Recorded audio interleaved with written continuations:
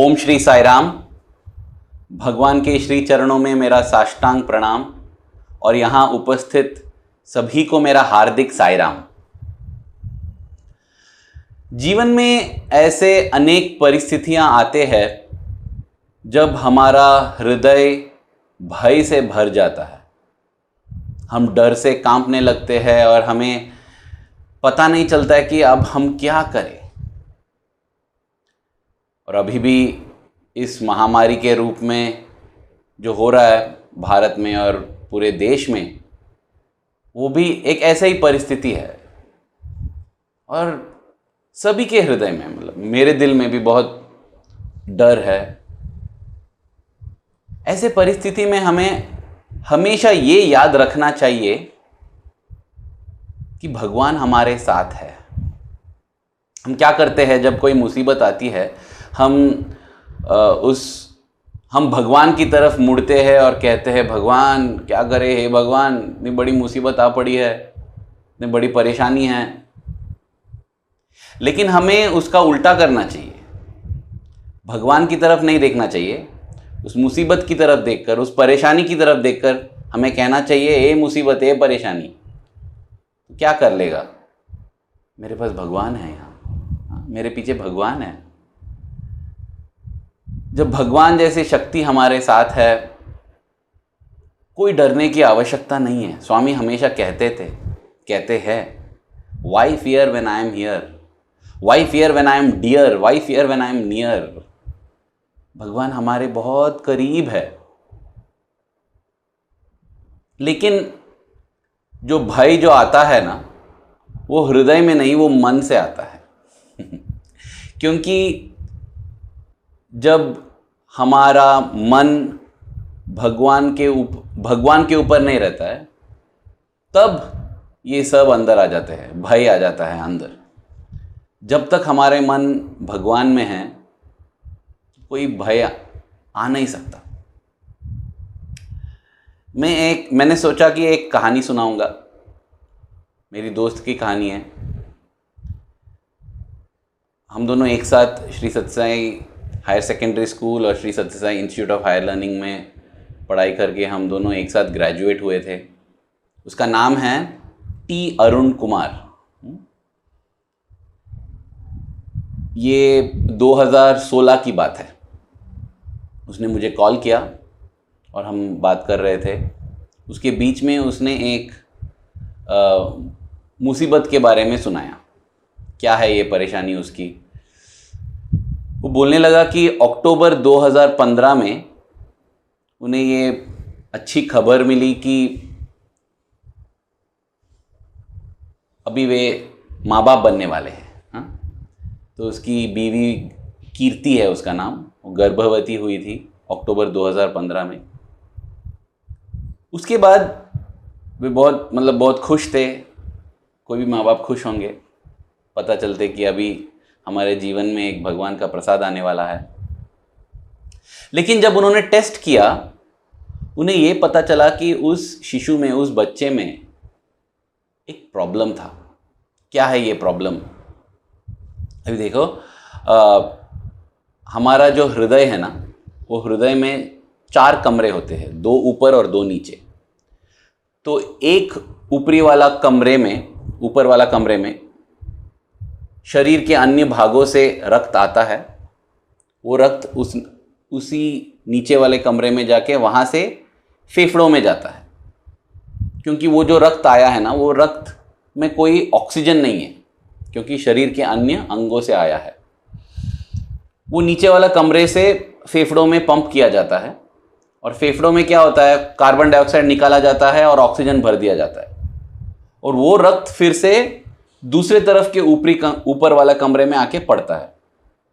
वहां से फिर से नीचे जाके फिर से शरीर के अन्य भागों में पंप किया जाता है। ऐसा है हमारा सर्कुलेटरी सिस्टम। तो रक्त आया, फिर नीचे जाके वहां से फेफड़ों में गया, फेफड़ों से आके इधर ऊपर कमरे में आके फिर नीचे गया, वहां से पूरे शरीर में, फिर से ऐसे है ना सर्कुलेशन। इस बच्चे में TGA, transposition of the great arteries, मतलब वो जो 2 पाइप है ना, वो बदल गए थे।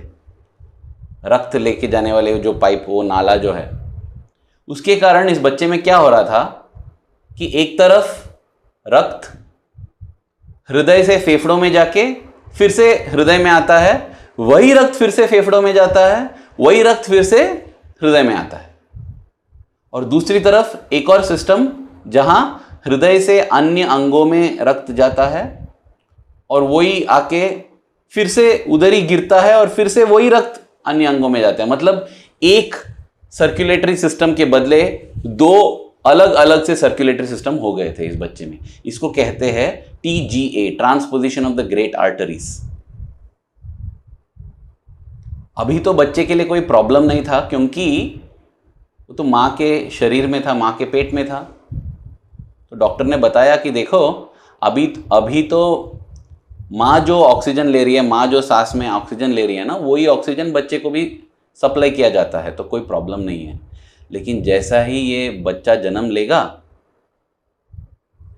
उसी क्षण ये नीला हो जाएगा। इसको बोलते हैं ब्लू बेबी, नीला बच्चा, क्योंकि इसको ऑक्सीजन नहीं मिलेगा। क्योंकि ऑक्सीजन जो उसके फेफड़ों में है वो उसके हृदय के रक्त में नहीं जा रहा है, वो मिल रहा नहीं है। तो शायद जन्म लेते ही इसका देहांत हो जाएगा। नहीं तो इसको 1-2 मिनट में अगर हम ले जा सके ऑपरेशन के लिए, अगर ऑपरेशन भी किया जाएगा तो ऐसा चांस है कि उसके दिमाग में कोई प्रॉब्लम आ सकता है, क्योंकि जैसे ही जन्म ले रहा है उसको ऑक्सीजन नहीं मिल रहा है, काफ़ी उसका ब्रेन को ऑक्सीजन नहीं मिल रहा है। तो इसलिए डॉक्टर ने अरुण और कीर्ति को बताया था कि तुम इस बच्चे को गिरा दो। सोचिए क्या क्या बीती होगी इन पर। और अरुण मुझे कॉल करके ये बता रहा है और पूछ रहा है कि हम क्या करें, अभी क्या करें, और मैं क्या बताऊं। दोनों बहुत डरे हुए थे, भयभीत थे और बहुत दुखी थे। नहीं चाहते थे कि बच्चे को गिराए, कौन चाहता है ऐसा। और मैं क्या कहता, मतलब मैं सोच रहा था कि अगर इन्होंने बच्चा नहीं गिराया और जैसे ही वो जन्म लेते ही कुछ हो गया तो इनका दुख कितना और ज़्यादा होगा ना। लेकिन मैं कैसा बोल सकता हूँ कि तुम बच्चे गिराओ, मैं कैसा बोल सकता हूँ कि तुम मत गिराओ। मैंने बस उससे कहा कि Arun, why fear when Swami is here. अभी जो मैं आप सब से कह रहा हूँ वही मैंने उससे भी कहा। भगवान है और भगवान जानते हैं कि हमारे लिए क्या अच्छा है। जो हमारे लिए अच्छा है वही करते हैं भगवान, और कुछ नहीं करते। जो भी करते हैं भगवान हमारे अच्छे के लिए ही करते हैं। शायद उस समय हमें पता नहीं चले कि ये कैसा मेरे अच्छे के लिए है, लेकिन ज़रूर भगवान ऐसे ही करते हैं क्योंकि भगवान हमसे बहुत प्रेम करते हैं। भगवान के हृदय में हमारे प्रति सबसे ज़्यादा प्रेम है और कोई ऐसा नहीं है दुनिया में जो हमसे भगवान से ज़्यादा प्रेम कर सके, प्यार कर सके। तो मैंने अरुण से कहा कि देखो अरुण, तुम स्वामी से प्रार्थना करो, तुम स्वामी पर ध्यान करो। लेकिन जो उसकी बीवी है ना कीर्ति, वो उस समय स्वामी को नहीं मानती थी। उस वाक्य से आपको पता चल गया होगा कि अब वो मानती है और ये कहानी की एक हैप्पी एंडिंग है। हाँ, लेकिन ये जो कहानी बीती ना, आसान नहीं था उन पर। तो मैंने कहा तुम प्रार्थना करो और निर्णय ले लो कि बच्चे को रखना है या गिराना है। और तुम जो भी निर्णय लोगे भगवान पर ध्यान करने के बाद, उस निर्णय का मैं साथ दूंगा तुम्हें। मैं कोई नहीं हूं, मैं कौन होती साथ देने वाला जब भगवान है साथ देने के लिए। लेकिन मैंने सोचा ये मेरी सेवा है। अगर उन्होंने सोचा कि हम बच्चे गिराएंगे तो बहुत कठिन निर्णय है ना वो, तो उनको मैं सपोर्ट करूंगा। अगर उन्होंने सोचा कि हम बच्चे नहीं गिराएंगे, बच्चे को नहीं गिराएंगे, वो भी एक कठिन निर्णय है। मैं सोचा उसके लिए भी उनका साथ दूंगा मैंने ऐसे सोच लिया। कुछ दिनों के बाद अरुण ने फिर से मुझे कॉल किया और उसने बताया कि हम बच्चे को नहीं गिराने वाले हैं, हम रखने वाले हैं, क्योंकि हमें लगता है कि ये स्वामी का प्रसाद है। मैंने कहा ठीक है। उसके अलावा अरे अपने स्वामी है ना एक ऐसे सुंदर सा लीला किया है। स्वामी कीर्ति के सपने में गए थे, इसकी बीवी के सपने में। ये तो स्वामी को मानती नहीं है, हाँ वो सोच रही थी कि ठीक है मेरा पति मानता है, उसका भगवान है, लेकिन पति के सपने में नहीं, पत्नी के सपने में स्वामी जाते हैं, वाइट रोब पहने हुए। और सपने में मतलब कीर्ति स्वामी की डिवोटी नहीं है, लेकिन सपने में जब इसने देखा स्वामी को, वो सीधा भाग के गई और स्वामी को साष्टांग प्रणाम कर दिया। अरे भगवान का असर ऐसा होता है, हाँ भगवान को अगर हम देखते हैं ना तो हम शायद आस्तिक हो या नास्तिक हो या कुछ भी हो, अरे कुछ तो होता है अंदर, कुछ तो होता है, हमें हमारा हृदय को पता चल जाता है कि ये कोई साधारण पुरुष नहीं है। तो वही हुआ उसके सपने में, वो भाग के गई और साष्टांग प्रणाम कर दिया स्वामी को और रोने लगी। कुछ नहीं बोल रही है स्वामी से, क्योंकि भगवान से कोई बोलने का जरूरत नहीं है। भगवान सब जानते हैं, जो कुछ हम जानते हैं भगवान जानते हैं, और जो हम नहीं जानते हैं वो भी भगवान जानते हैं। तो इसलिए मुझे ऐसा लगता है कि भगवान से बात करना है तो क्या बात करें, अरे कुछ बात करने की जरूरत नहीं है। जैसे ही विचार आते हैं मन में भगवान को पता है, जैसे ही भावनाएं आते हैं हृदय में भगवान को पता है। स्वामी कीर्ति को अभयहस्त दिए और उससे कहा कि तुम घबराओ मत, मैं हूं ना, मैं हूं ना स्वामी है ना। अरे घबराने की क्या जरूरत, कर्तव्य के रूप में जो भी करना है हमें करना चाहिए, लेकिन डरने की कोई जरूरत नहीं है। जो भी नियम का पालन करना है उस नियम का पालन करना है, जो कर्तव्य है उसे निभाना है, लेकिन डरने की कोई बात नहीं, क्योंकि स्वामी है, मैं हूं ना। अरे स्वामी है ना, स्वामी हमारे हृदय में है। बोलते ही मतलब मुझे आंखों में आंसू आ जाते हैं, क्योंकि ऐसे कई घटनाएं मेरी जिंदगी में भी हुई है जब मुझे लगता है कि अभी डर आने वाला है, लेकिन उस समय स्वामी आके दिखाते, अरे अरविंद तू क्यों घबरा रहा है, मैं हूं ना। जब मैं हूं तुम्हें कौन छू सकता है। और अगर कोई छू पा रहा है वो इसलिए छू पा रहा है क्योंकि मैं उसे छोड़ रहा हूं छूने के लिए, और मैं इसलिए छोड़ रहा हूं उसे क्योंकि वो तुम्हारे अच्छे के लिए है। तो अगर कोई मुसीबत आई तो डरने की कोई बात नहीं, क्योंकि स्वामी है। और अगर हमें उस मुसीबत के कारण कोई नुकसान भी हुआ तो उससे कुछ अच्छा होने वाला है, नहीं तो भगवान हम तक उसे पहुंचने नहीं देते। तो कीर्ति को स्वामी ने आश्वासन दिया कि कुछ नहीं होगा। ऑपरेशन 8वां तारीख को। अब कीर्ति को पता नहीं चला कि स्वामी 8वां तारीख बोले या 18वां तारीख बोले, उसको कंफ्यूज हो गया 8 और 18 में, 8 और 18 में। लेकिन जब वो उठी बहुत खुश थी और बस भक्त बन गई थी। एक क्षण लगता है भगवान को भक्त बनाने में। हाँ?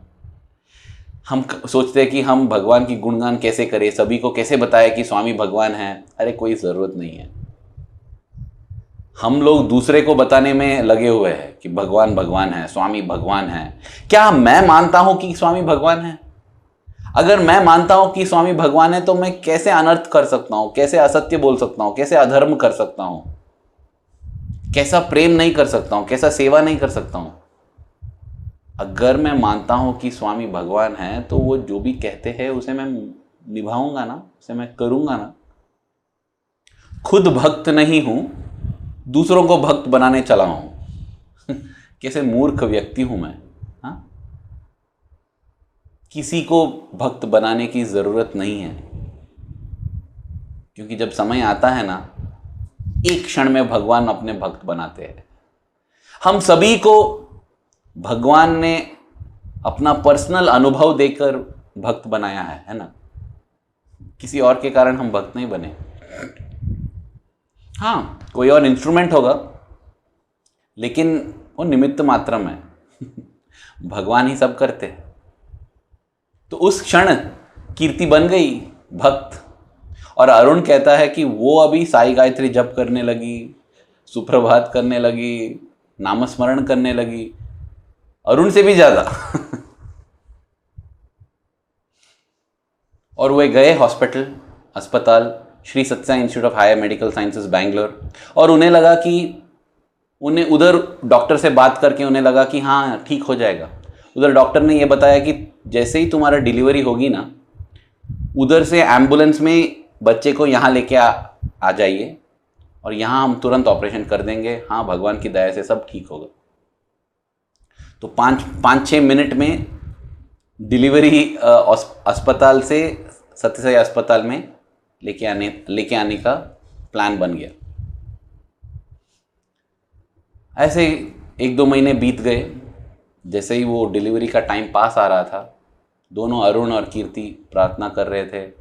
घर में हम भी प्रार्थना कर रहे थे। मैंने अपने माँ बाप से बताया, मेरी माता पिता से, वो भी प्रार्थना कर रहे थे। सभी लोग हम अरुण के लिए प्रार्थना कर रहे थे। देखिए, दूसरों के लिए प्रार्थना करना बहुत अच्छी चीज़ है। उसके कारण हमारा भी बेनिफिट होता है, हमारे मन में भी शांति आती है, हमें भी भगवान याद आते हैं। हाँ, दूसरों के लिए प्रार्थना करना चाहिए। मुझे ऐसा लगता है कि अपने लिए कभी नहीं करना चाहिए, दूसरों के लिए करना चाहिए। और मैं ऐसे कई लोगों से ऐसे मतलब डील किया हूं कि देखो, तुम मेरे लिए प्रार्थना करो, मैं तुम्हारे लिए करूंगा। क्योंकि जब अपने लिए करते हैं तो उतना वर्क नहीं होता है, मुझे लगता है, क्योंकि उसमें स्वार्थ है। जब दूसरों के लिए करते हैं तो वो थोड़ा निस्वार्थ है। लेकिन ये भी एक तरह का स्वार्थ ही है, जब मैं दूसरों को बोल रहा हूं कि मैं तुम्हारे लिए करूंगा, तुम मेरे लिए करो। लेकिन ये भी ना अपने लिए करने से थोड़ा कम स्वार्थी है वो। ये इनडायरेक्ट स्वार्थ है, और जब मैं अपने लिए करता हूं वो डायरेक्ट स्वार्थ है। इसलिए मैं बहुत लोगों से ऐसे बोलता हूं कि मैं तुम्हारे लिए प्रार्थना करूंगा, तुम मेरे लिए करना। तो हम सभी कर रहे थे प्रार्थना, और उस समय ऐसा हो गया कि बैंगलोर का सुपर हॉस्पिटल में पीडियाट्रिक NICU का फैसिलिटी उतना एडवांस नहीं था। तो उन्होंने कहा कि तुम कोई और अस्पताल चले जाओ जहां एडवांस फैसिलिटीज़ है बच्चे के लिए, मतलब शिशु, जैसे जन्म लिया उस शिशु के लिए। उधर भी भगवान की दया से एक भक्त ही मिले, भक्त डॉक्टर, जो नारायण हृदयालय में काम कर रहे थे। सब प्लान था। और उस दिन, अभी डॉक्टर का क्या प्लान था, देखो, जब कोई बच्चा जन्म लेता है ना, तो मैंने बताया कि हृदय में 4 कमरे होते हैं। उन कमरों के बीच में जो दीवार होता है ना, हृदय का दीवार, बच्चे में उस दीवार में एक छेद रहता है। क्योंकि जब माँ के गर्भ में है बच्चा, तो उसका खुद का हृदय उतना काम नहीं करता है ना, माँ से ही ऑक्सीजन मिलता है। तो ये खून मिक्स होने के लिए ये छेद रहता है वो दीवार में। और जैसे ही शिशु जन्म लेता है वो छेद अपने आप बंद हो जाता है। तो डॉक्टर ने सोचा कि हम ऐसे करेंगे कि हम कोई दवा देंगे उस बच्चे को, ताकि वो छेद खुला रहे। वो छेद खुला रहने से क्या होगा, वो जो कमरे में जो खून है ना, वो एक आपस में मिल जाएंगे। तो एक तरफ क्या खून है, जो फेफड़ों से आ रहा है, ऑक्सीजन से भरा हुआ खून, और दूसरी तरफ क्या खून है, जो शरीर से आ रहा है, उसमें ऑक्सीजन नहीं है। लेकिन अगर वो छेद खुला है तो आपस में वो दोनों खून मिल जाएंगे, और जो शरीर में जा रहा है ना वो खून, उसमें भी थोड़ा ऑक्सीजन होगा। ये था प्लान। ऐसे करेंगे जब तक बच्चे को अस्पताल ले जाके सर्जरी करेंगे। लेकिन सर्जरी करना भी बहुत कठिन बात थी, क्योंकि अभी अभी जन्म लिया है। डॉक्टर बोल रहे थे कि अगर हम 1 हफ्ते बाद भी कर सके ना सर्जरी, तो उसका सक्सेस होने का चांसेस अधिक होंगे, क्योंकि बच्चे में थोड़ा दम होगा, थोड़ी शक्ति होगी। ये तो जैसे ही जन्म लिया है उस शिशु पर करना बहुत मुश्किल है, लेकिन क्या करेंगे। इस हाल में अभी देखो, जब कोई माँ बच्चे को जन्म देती है ना, तो उस पर बहुत मुश्किल कठिनाइयाँ बीतती है। लेकिन जब शिशु को अपने हाथों में पकड़ती है तब उसे शक्ति आ जाता है। लेकिन कीर्ति को उसका मौका भी नहीं मिला। जैसे ही जन्म दी उसने, उसको बच्चे को देखने का भी मौका नहीं मिला, और अरुण और बच्चे भागे एम्बुलेंस में। ऑपरेशन के लिए। और कीर्ति तो रोने लगी कि भगवान ये क्या हो गया, मेरे बच्चा नीला बच्चा है। लेकिन उसी समय उसने मन में स्वामी से कह दिया कि स्वामी, नीला बच्चा है क्योंकि ये मेरा कृष है, ये मेरा कृष्णा है। और उधर ही उसने नामकरण कर दिया बच्चे का, कृष लड़का था, कृष, ये मेरा कृष है करके।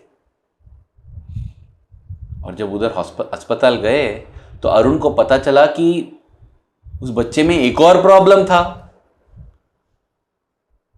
कि वो जो छेद है ना, वो दोनों, वो कमरे के बीच में वो छेद बंद नहीं हुआ। लेकिन इस बच्चे के लिए वो एक वरदान था।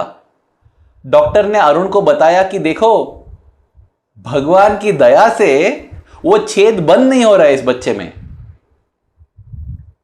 तो अभी तुरंत ऑपरेशन करने की कोई जरूरत नहीं है।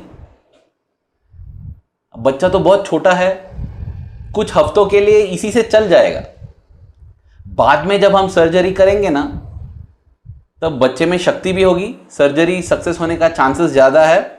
और वो सर्जरी करते समय जब हम वो दोनों पाइप को बदलेंगे ना, उस समय हम ये छेद भी बंद कर देंगे, अभी ऐसे ही छोड़ दो। तो देखिए, भगवान का प्रेम ऐसा, जब भगवान हमारे ज़िंदगी में आते हैं ना, तो हमें जो नुकसान लगता है, हमें जो बदनसीब लगता है ना, वो बदनसीब भी खुशनसीब बन जाता है। हाँ, ये बदनसीबी भी खुश नसीबे में बदल जाती है। ये जो छेद है, ये छेद अगर बंद नहीं होता है तो एक मुसीबत है, लेकिन वो मुसीबत वरदान बन गया कृष के लिए, क्योंकि ऑपरेशन पोस्टपोन हो गया अभी। और 2 महीने के बाद ये ऑपरेशन किया गया बच्चे को। और जब ऑपरेशन हो रहा था ना, उस समय देखिए डॉक्टर आके बोलते हैं अरुण से कि मालूम नहीं कैसी लीला है, वो जो छेद था ना, मतलब बच्चे के हृदय के कमरे के बीच में, वो छेद अपने आप बंद हो गया। क्या बताए भगवान की लीला। भगवान जो चाहे कर सकते हैं। और अभी वो जो बच्चा है, देखिए कृष 4 साल का है। ये फोटो, मैंने एक फ़ोटो लिया था उसका, जब वो पुट्टपर्ती आया था नमस्कार करने और भगवान के प्रति कृतज्ञता बताने के लिए। हट्टा कट्टा बच्चा, सब ठीक है, खुश है परिवार। और मैंने सोचा ये कहानी आप सभी को सुनाऊंगा, क्योंकि भगवान है तो भय नहीं है। भगवान भी भ से है, भय भी भ से है। एक है तो दूसरा नहीं है। अगर भय है तो उसका मतलब यह है कि भगवान नहीं है हमारे हृदय में, इसलिए भय आ रहा है। लेकिन अगर भगवान है तो भय के लिए कोई जगह नहीं। हमें ये याद रखना चाहिए हमेशा, हमेशा के लिए। Why fear when Sai is here। धन्यवाद। जय साई राम।